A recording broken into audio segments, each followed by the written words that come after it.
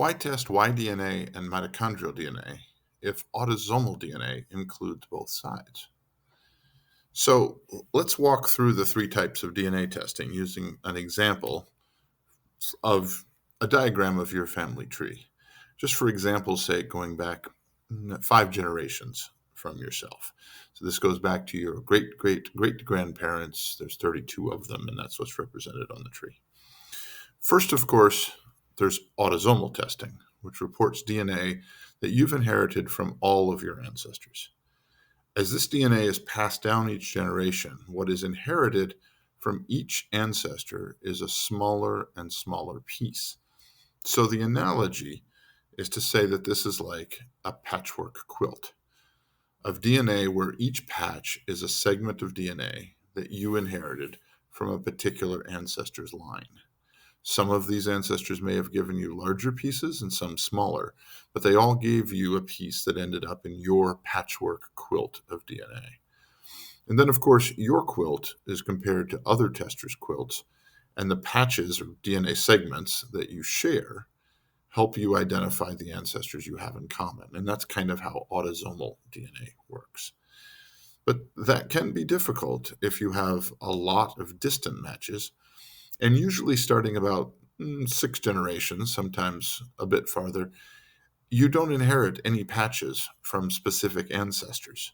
This diagram shows it at 5 generations where you're starting to miss ancestors. Usually that may start a little bit farther back, but for clarity, I've listed them here starting at 5. Now, by contrast, mitochondrial DNA is inherited only on your matrilineal line. So that goes down the right side of this diagram. Only your one ancestry that consists of mothers. So your mother's mother's mother's mother, and so on. And of course, the converse is Y-DNA, which is inherited only along your patrilineal line, meaning your one ancestral line that consists only of fathers. Often that's the line that passes down a surname as well, but that's not always the case. It depends on the culture that your ancestry originates from, and it depends on things like whether there was any adoptions or anything else in your family tree.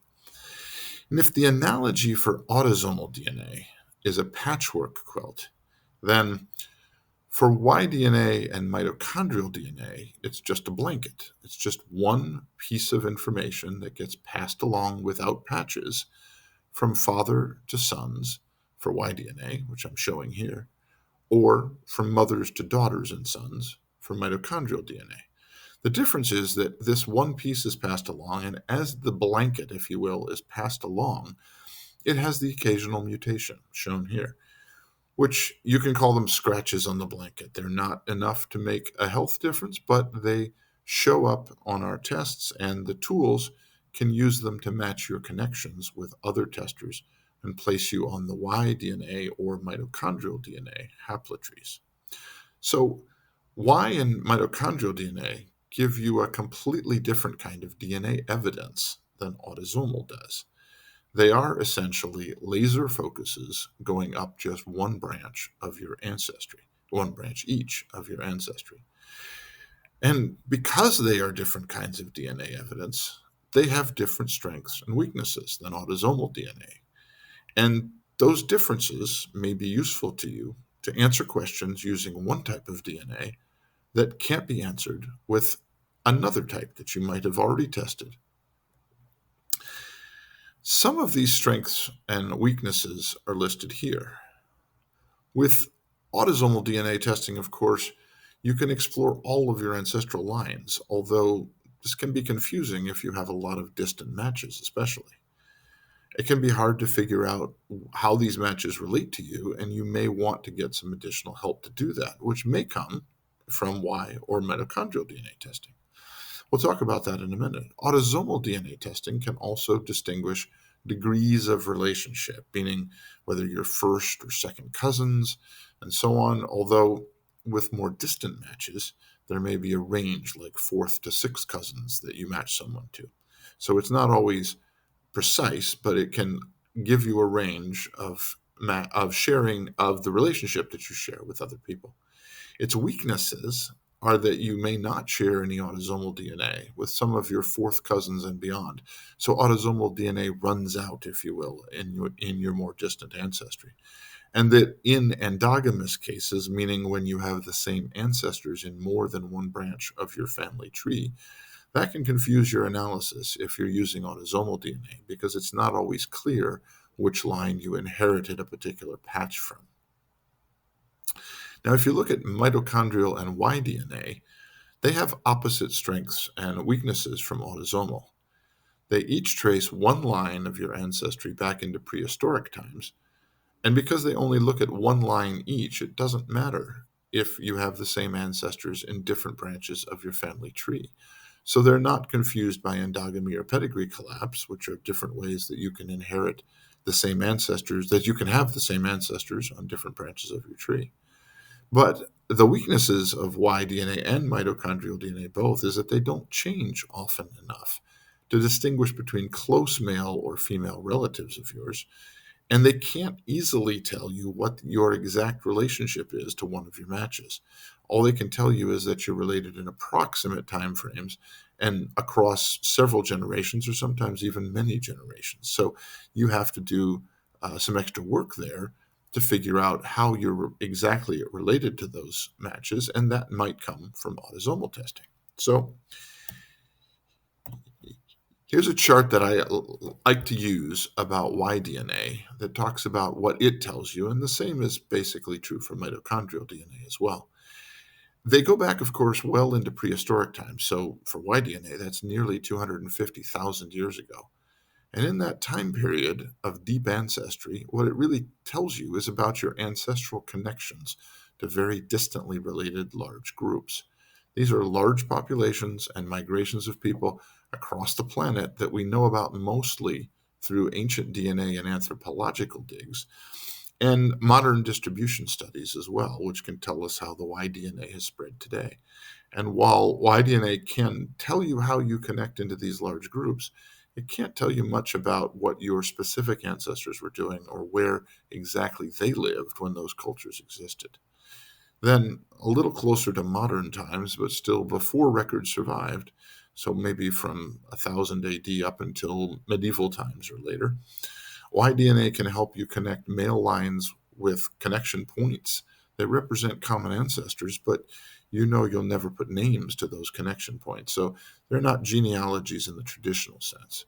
I've called them lineages here just to separate them from genealogies, but that's not always what that term means, of course. And Y-DNA in current times can give us knowledge of our ancestry in a time period where we can put names to the ancestors. In this time period, of course, Y-DNA can help by adding evidence of male connections that we may not have from other records, even if we can put names to those ancestors. And in many ways, mitochondrial DNA can do similar things, although it doesn't change as often as Y-DNA does, so it's a little less useful in very recent times, but it can help tell you that you don't connect to certain female lines, and that may help you as well. So what are some specific examples of where Y or mitochondrial DNA testing can help? Here are a few when you might test your own Y or mitochondrial DNA yourself, even if you've already tested your autosomal DNA.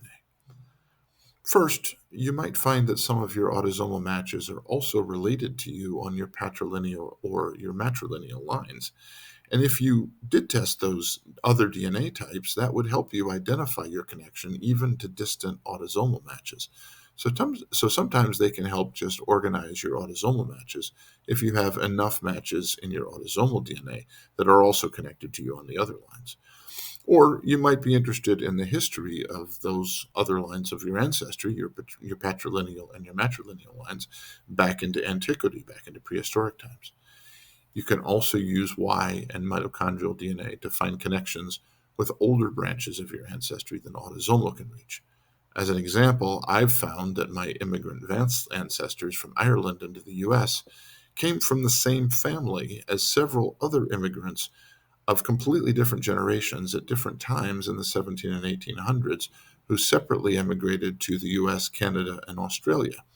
So we've communicated it around the descendants of those lines, and some of those descendants learned that their Vances came from Ireland when they didn't know that, because others of us did know that.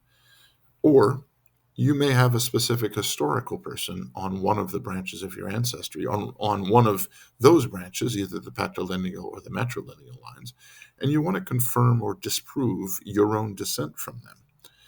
Or you believe your patrilineal or matrilineal lines descend from some ethnicity, maybe an indigenous population, and you want to check that. That either Y or mitochondrial DNA can help you narrow down the origins of your one line each of your ancestry. Because these DNA tests reach much farther back in time than autosomal, you can also find connections to past notable people or even ancient bones recovered from anthropological digs. It doesn't prove your descent from them, but it does show you where your distant ancestors might have lived, and it does provide you a connection to people who lived sometimes thousands of years ago. Or, much more recently, of course, adoptees, for instance, can find connections to a biological mother or father's lines, or, for instance, they can maybe find clues to their biological father's surname by testing the Y-DNA. But either line can give them more clues about their biological ancestry than autosomal DNA did alone. All those are reasons you might want to test your own Y and mitochondrial DNA. But if you watch the webinar that we have called 3 Tests, 1 Tree, you'll find other ideas there where you might even want some of your autosomal matches to test their own Y DNA and mitochondrial DNA.